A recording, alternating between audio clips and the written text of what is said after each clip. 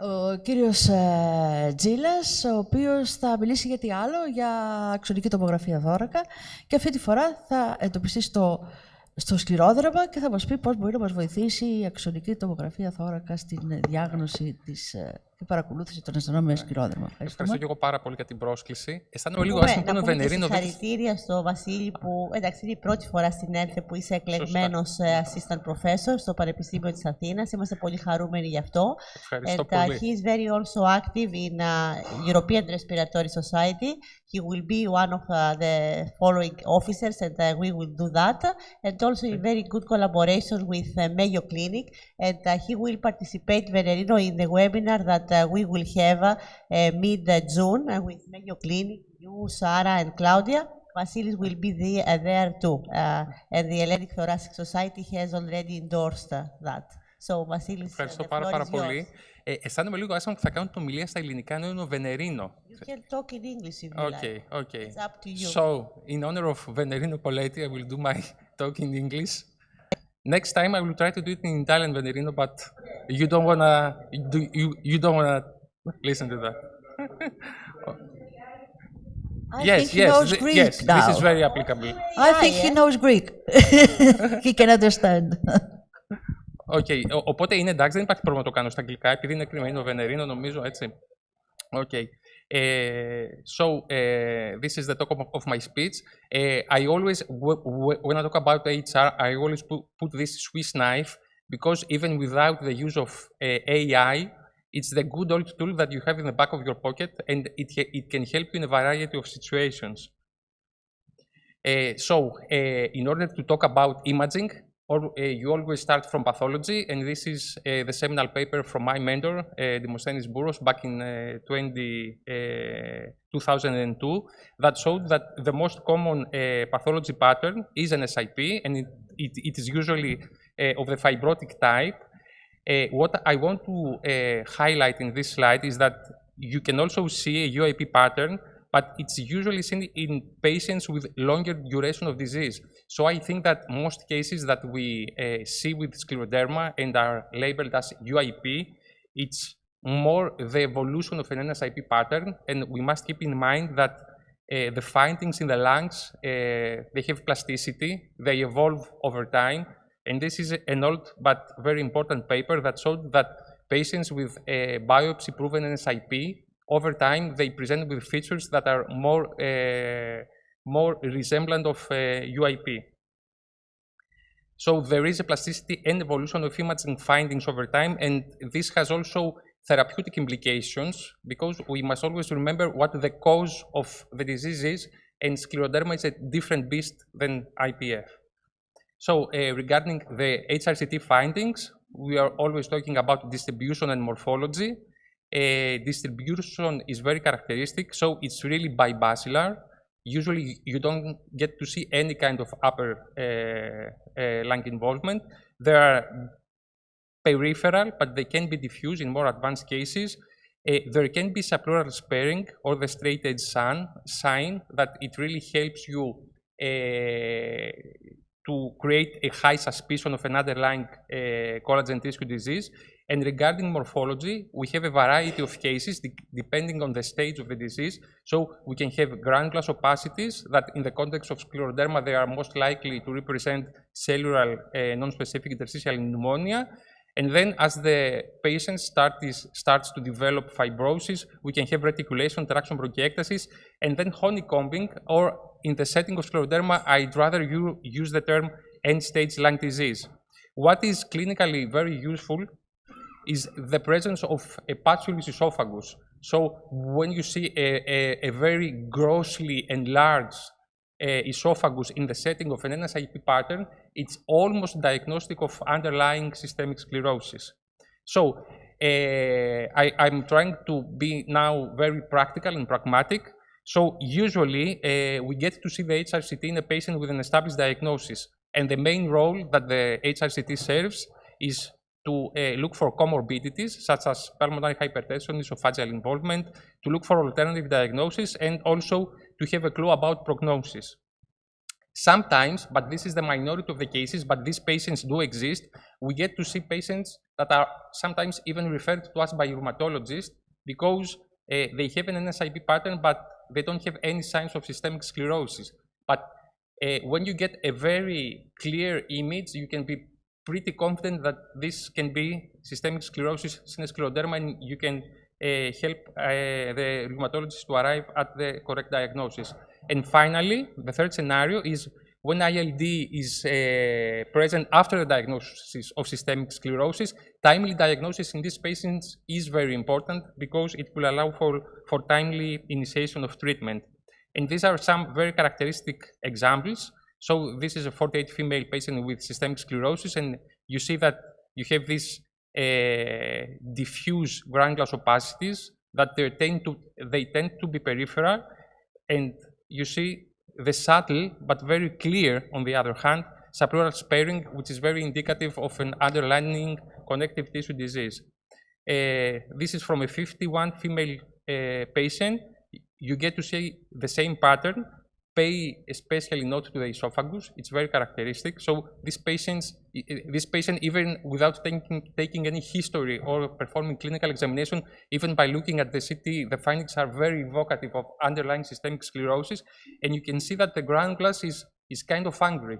It's not this very smooth ground glass. It seems to have this kind of edges. You see this traction bronchiolectasis. So it is a fibrotic NSIP pattern.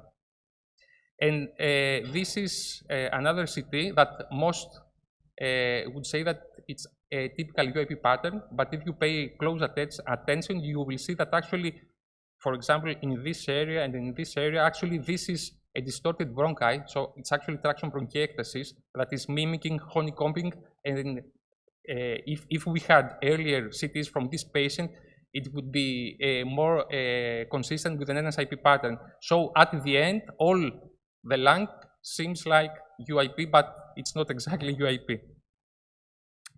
This is the so-called stray edge sign. When we get to see the imaging findings really pushed down over the diaphragms, this is very characteristic in general of connective tissue disease. You see that the esophagus is filled with debris in here. It's clearly dilated, and you see this subpleural sparing, which really shouts out that this is, if you put it all in combination, this is a patient with probably systemic sclerosis. And this is another case.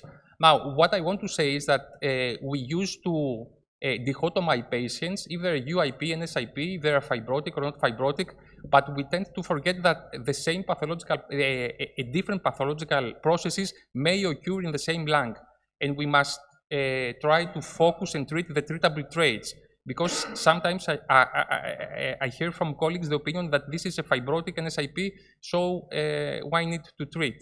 But we must forget that the actual diagnosis play a significant role. So the context of systemic sclerosis, which means that we have active inflammation and a different driver of fibrosis, for example, in comparison to IPF, tells you that this patient does not only have fibrotic NSIP.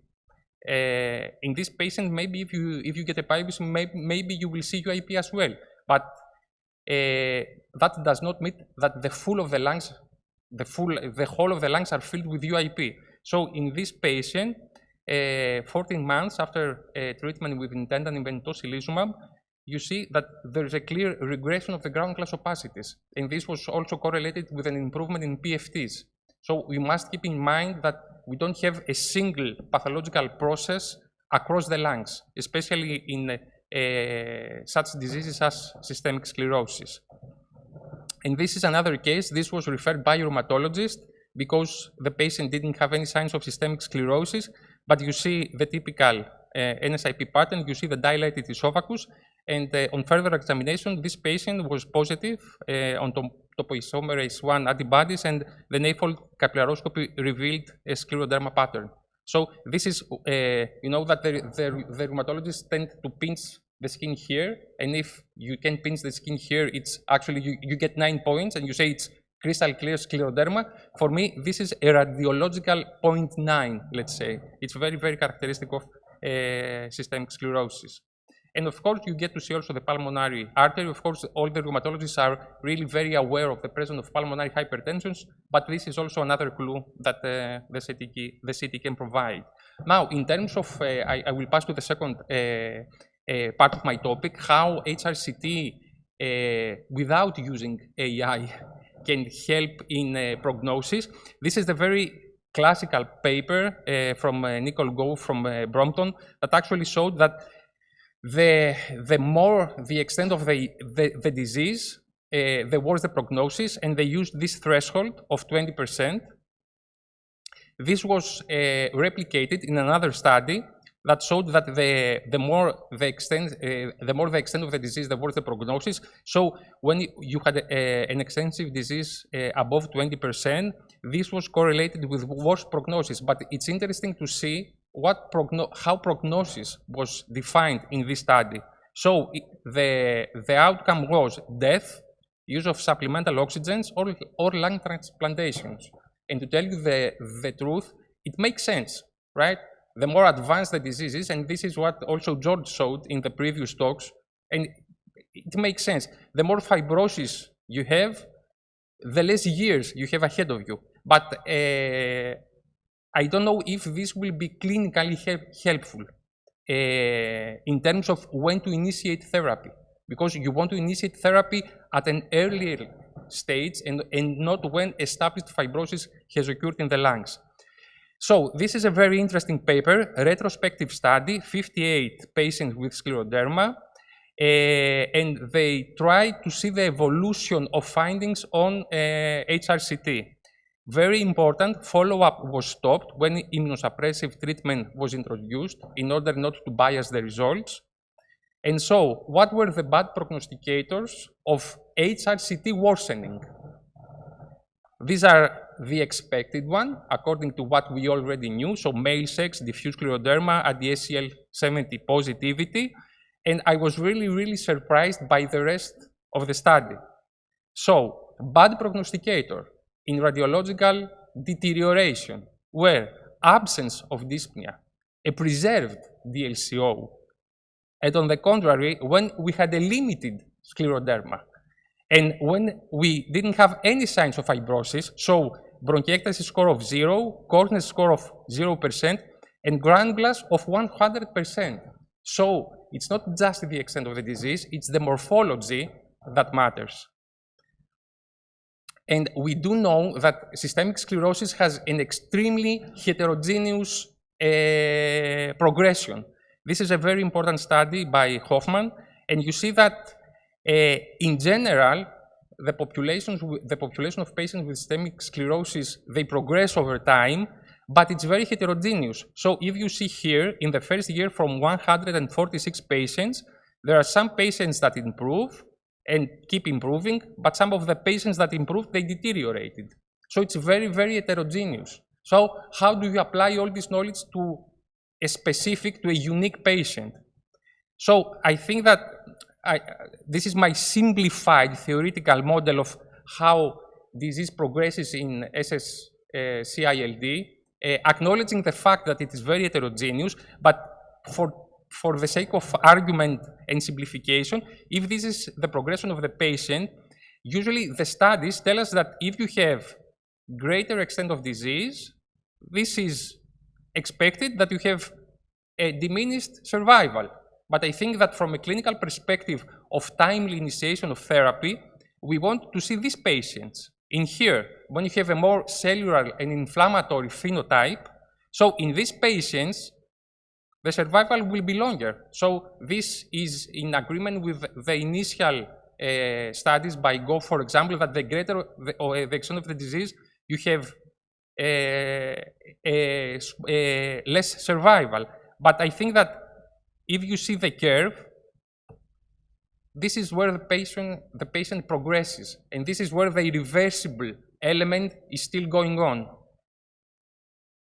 And so I think that the previous study that I showed to you, it referred patients in this timeline. So morphology matters because in this time point, you will mainly see patients with granulous opacities. And exactly, according to the previous study, patients with limited scleroderma, with mainly granular opacities, you will need to take a very close follow-up of these patients. And so this is another study by Hoffman that actually showed that if you very closely follow what the studies tell you, you will miss some patients. So in this study, even when patients had 1 to 20% of fibrosis, which means that they had good prognosis according to the GO study, you see that 6% of these patients, they actually progressed. So seeing a patient with systemic sclerosis with an extent of disease less than 20%, that does not mean that you relax back on your chair. And this is very important. So you see that fibrosis progression rate was highest in the patient subgroup that experienced progression from the 1 to 20% fibrosis score.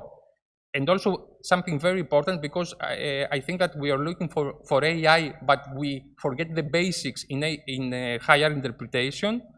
You see in this study that when they talk about fibrosis, they just pull it on in the same bag. So even if it was ground glass or reticulation or traction bronchiectasis, they all called it fibrosis. So I think that we really must take advantage of what morphology gives us. So take-home messages. The most common histology pattern is NSIP in systemic sclerosis. These are the usual HRCT findings. The course is very variable and heterogeneous. Extensive disease is predictive of survival, but we should not make the mistake and think that survival and progression is the same thing. And we must really try and see who patients are in the initial stages of progressing. So besides extent, morphology does matter. I hope that AI will also help in this field.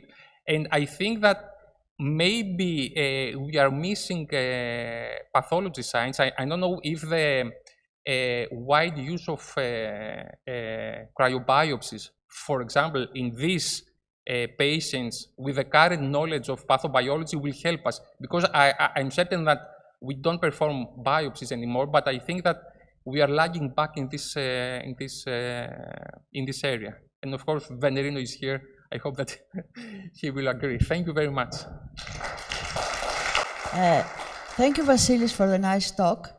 Do you think that the AI will be in the future a tool for the improvement of the diagnosis, progression, and treatment decision in this patient? I think it will, and I mainly think that it will help us to see.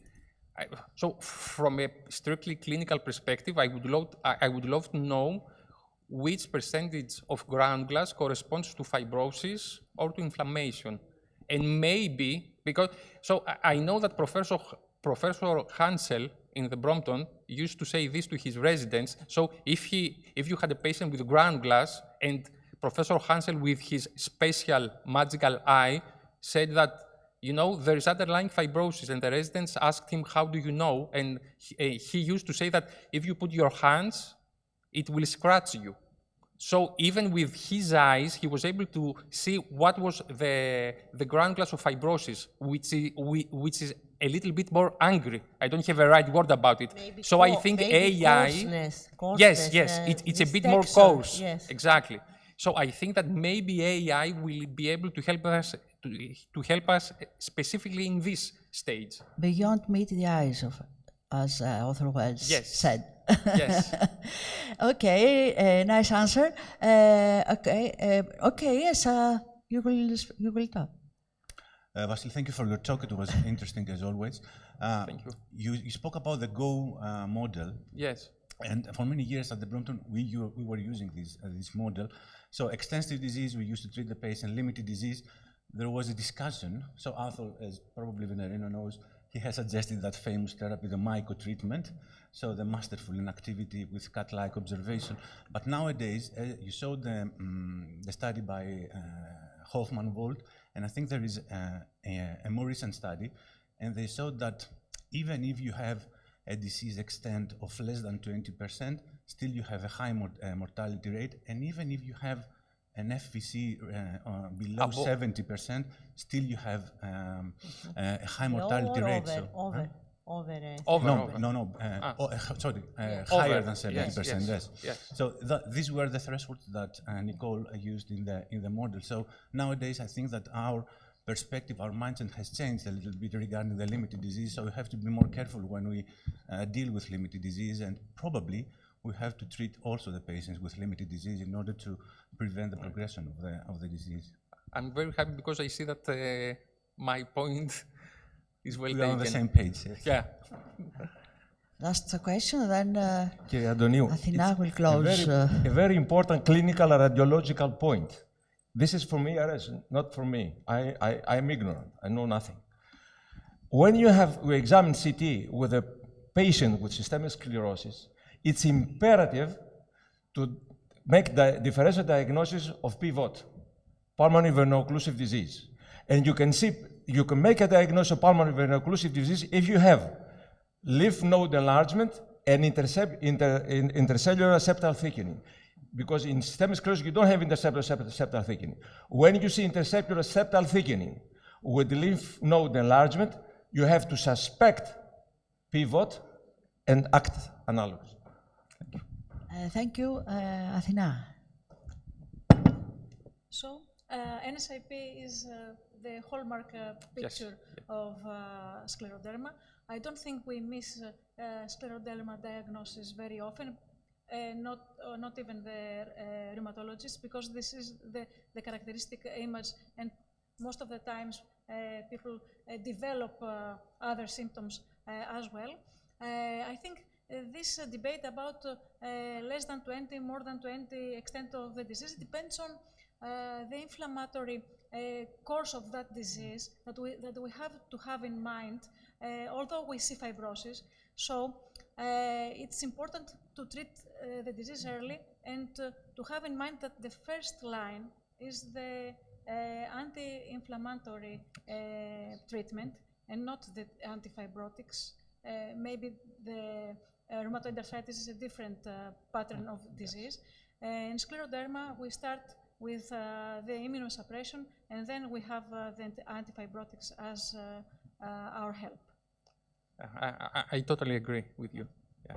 And as I said, this is, and I'm closing with that, we should not think in a dichotomous way. It's either fibrotic or non-fibrotic. It can be both. Yes, in autoimmune. Yes. It's not UIP.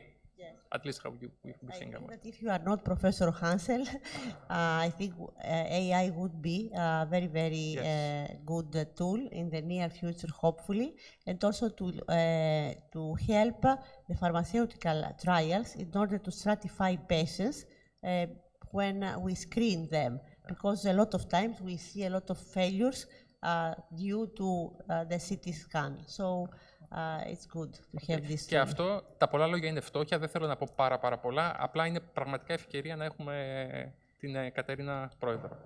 Thank you so much, and we are working already in this field with the European Respiratory Society, where in our last officers meeting in Zurich last of April, we had actually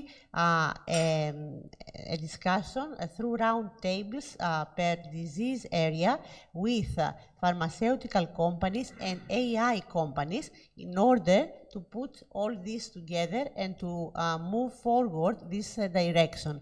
I think it's good when scientific societies such as ERS is working through this direction, because differently, as you know, the research funding is very, very limited, and we need to take in advantage pharma and also development of new methodologies. And with no other delay,